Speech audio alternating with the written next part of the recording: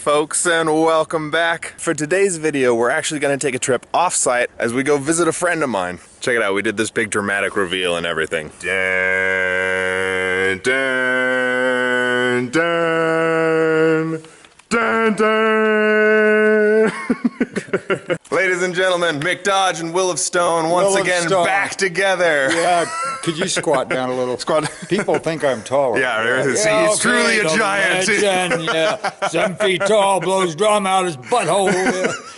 A quick bit of backstory for you. I've been great friends with Mick for a number of years, and I was fortunate enough to get to be on a television show with him called The Legend of Mick Dodge on the National Geographic Channel. It was all about some fun adventures of us running around, playing in the woods. Great stuff. I'll leave some clips for it down below. Okay, we're all caught up. Back to it. Let's see. So, Mick, what's been going on, man? Well, gosh, I could go on to that for hours, but I'll keep it short. I found this 10 acres in Shasta Valley my feet led me on, which is a whole journey in itself. This place where I'm located at 20-30 minutes to the south is 14,000 foot Mount Shasta. You know, and that's a 20-minute drive or a day walk. Yeah, some days 3-day walk, you know. The west is Scott Valley, which leads off into the Trinity Alps, Siskiyou Mountains, then over into the Redwood Coast and stuff. So that's about getting out to that valley and doing that's another 20-minute journey. Mm-hmm. And then to the north is the Klamath River, Ashland, Oregon, that whole pathway up there. That's another 20 minutes up to the Klamath. And then, which I haven't really explored yet and I'm looking forward to, is the Modoc Plateau. And this is ancient volcanic, you know, really neat stuff up in there. And so this flat valley, which is about 250 square miles, is full of cattle, horses, ranches, farmland, and I came in here, and then there was just this barn, and you know, over in Okinawa it was called, you know, dojos, and do means way, jo means building, and we have our gyms and our studios and stuff. And I always wanted a gym, dojo. So I was always making my forts and my dojos, and Granddad said, start saving for it. And I started stashing money. I think the true name for the building really strength where you're growing stuff as well as growing your body. That is a true gym, a true dojo, is a barn. And so we've developed an incredible name for this. We call it the barn. You know? And then a chance, an opportunity to put in all the different kinds of tools you use in order to plant your feet, then how to ground them, how to land them, and then take them on quest and open up your heart and learn to trust your feet. Mm-hmm. I mean, that's, when I say follow your feet, the earth will teach, and your feet will show you what to seek. I'm basically saying taking all your chatter and just realizing that we're all so full of shit. And your feet will bring your attention online. I got a primal memory in me that knows how to fit this foot in there. It's trusting. There's a lot of books out there on the flow. And I think there's no better way to get into that flow than to bring that curiosity in, that creativity, and then by just following your feet. But I also, in order to do that, how do you transplant? When I stepped out and started going very deep and stuff, it was curiosity that drove me. So I had trained that curiosity is not something that just comes along to it. You can train curiosity.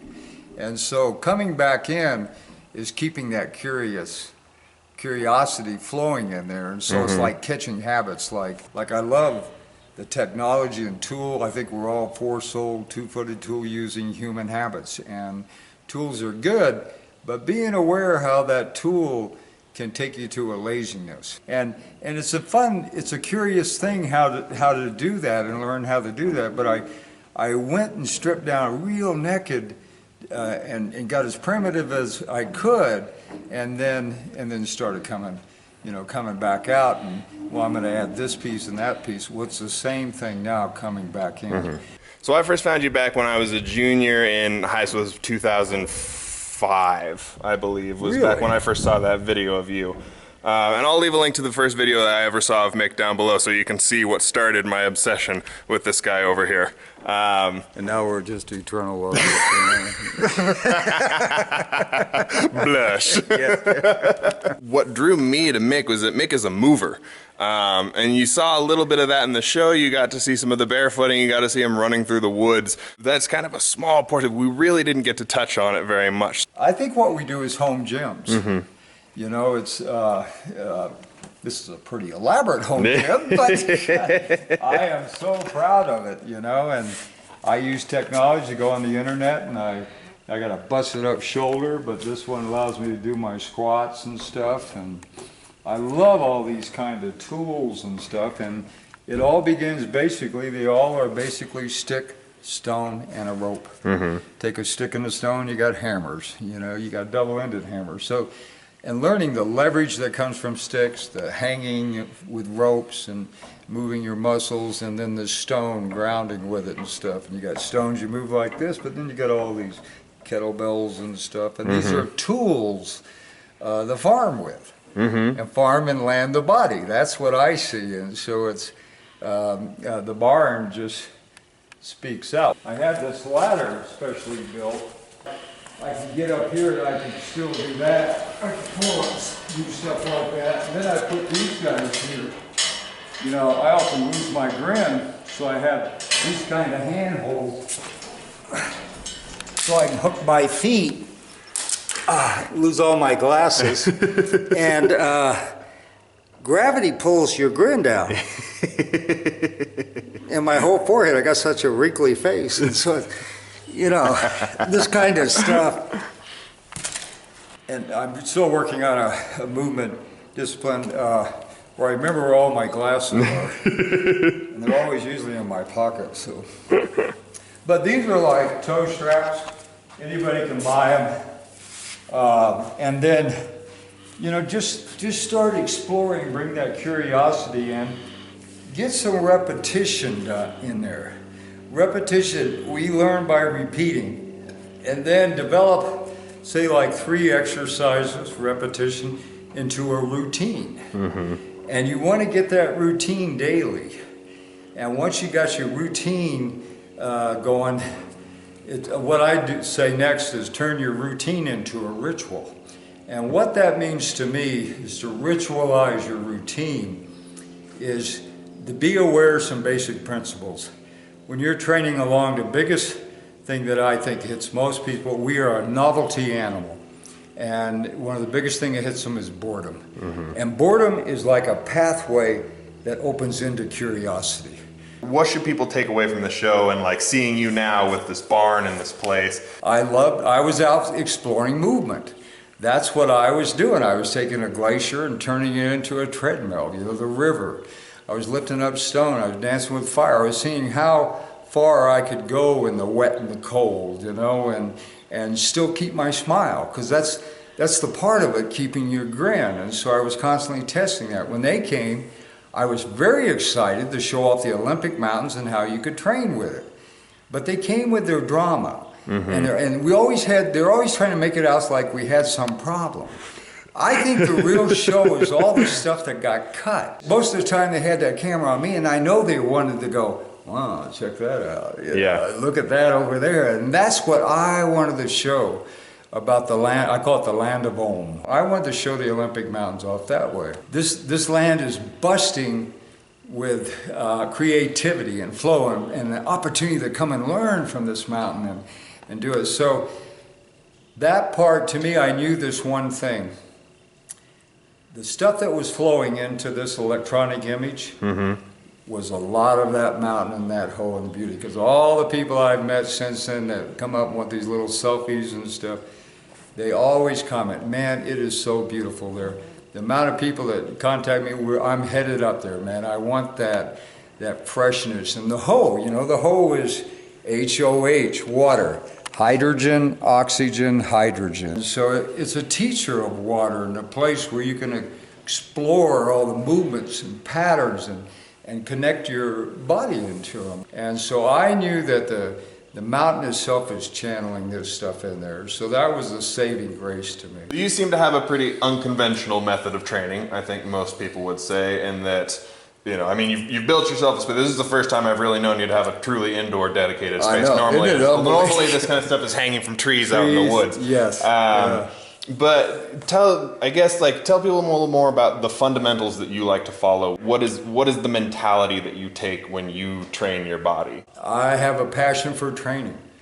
Training means transition and transforming. There's a pattern I learned in martial arts, and my dad was always pushing, of engagement, exploration, challenge, and now you learn.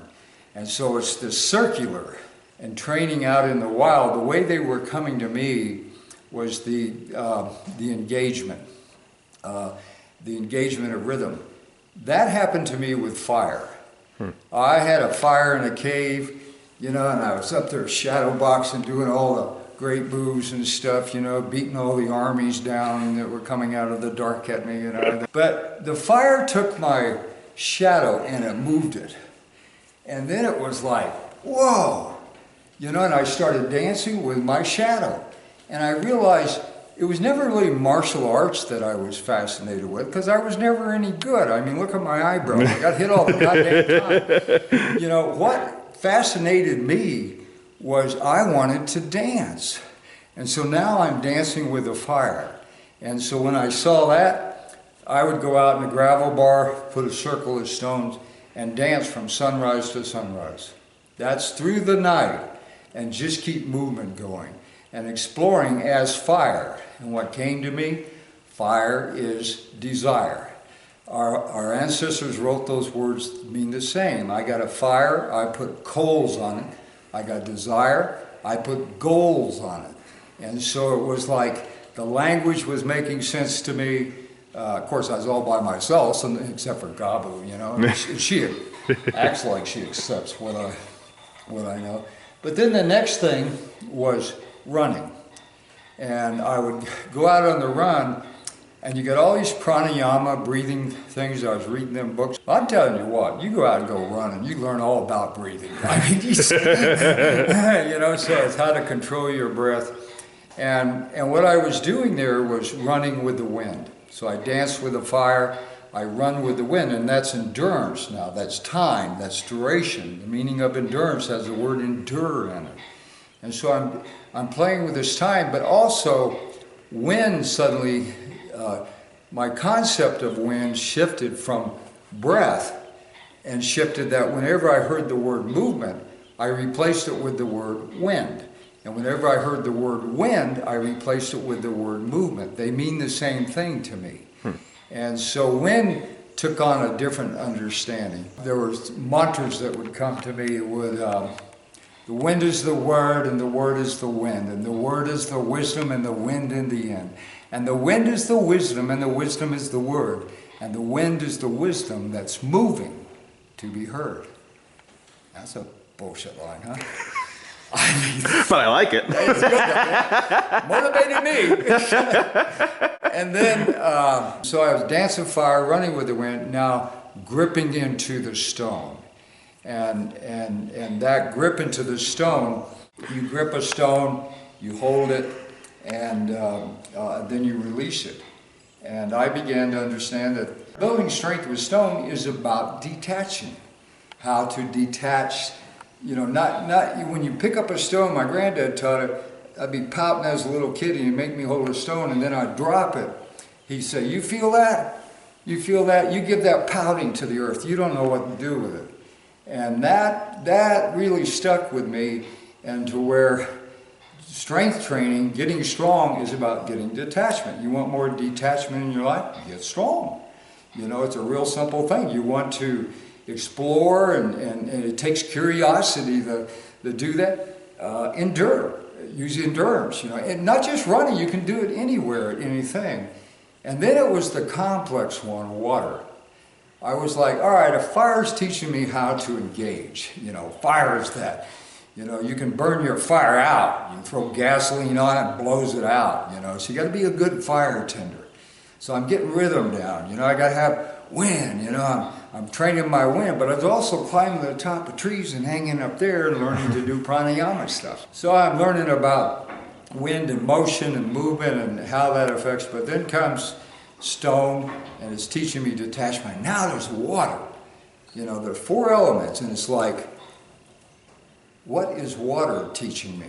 And so water, I began to see, you got ice, you got glaciers, that's Olympic Mountains, you know, you got all these glaciers up there. You got this flow of water that has so much light going on in the old growth forest. And then it makes its way down to the ocean sand. And the oceans, to me, with the waves, my grandmother was always saying, the oceans are smiling. And whenever you look at a wave, it's like, whoosh, it's got that smile to it. So learning this water is learning about this flow and this integrating with life, but it's about, you know, it was about being very flexible as well as very hard. And staccato and rigid, I needed more of this fluidity. And so this place to me is a research center. It's a place where we can come and explore that. The mind to me is in the earth. The earth is the mind. And what we are doing here is to fit ourselves into mindfulness. Mind, one step, full, your mind is full, nest. And nest is what birds do. Nest build a home. And so that feeling of mindfulness is to step into the earth as it's your home. Oh, it was a really fun trip. Mick's one of my absolute favorite people. Thank you for sticking around to the end of this long video. I hope you guys enjoyed it. If you have any questions for me or any questions for Mick, you can leave them down in the comments below. Be sure to like and share, subscribe, all that stuff. Before we close it out, I just want to leave you with one of my favorite Mick Dodge mantras. Take it easy, everyone. Thanks again for watching. Dance with the fire, run with the wind, grip into the stone, and flow as the water within. Train in these ways while in your naked feet, and with your touch wide open, the earth will teach. And that is the mantra that I follow. And what will it teach you? I don't know. Let's find out. I have no idea what it will teach you. I have no idea. But come share it with me, you know.